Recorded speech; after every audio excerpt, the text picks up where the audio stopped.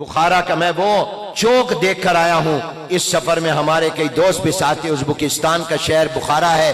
امام بخاری کی ہم قبر پر گئے ہیں. وہاں پر ہم نے امام بخاری کو پہلی اور آخری حدیث سنائی ہے, قبر کے پاس بیٹھ کر سنائی ہے. امام بخاری رحمۃ اللہ علیہ بخارا شہر کے جس چوک پر حضور علیہ السلام کی حدیثیں بیان کیا کرتے تھے, ایک مرتبہ لوگوں نے گنا کہ کتنے لوگ ہوں گے, تو 80,000 کا مجمع تھا جو امام بخاری سے حضور کی حدیث سننے آیا تھا. لوگوں کے دلوں میں عظمت تھی.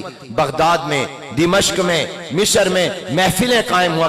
آج تمہارے ہاں گانوں کی محفلیں لگتی ہیں, ڈانس کی محفلیں لگتی ہیں, رقص و سرود کی محفلیں قائم ہوتی ہیں. وہ زمانہ تھا جب قرآن کے تلاوت کی محفلیں لگتی تھیں, حدیث کی محفلیں چوکوں میں لگا کرتی تھیں.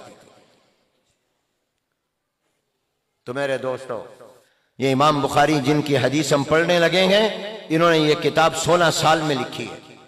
اور کہاں لکھی ہے؟ مکہ المکرمہ میں, خانہ کعبہ اور بیت اللہ اور حرم شریف مسجد حرام میں بیٹھ کر.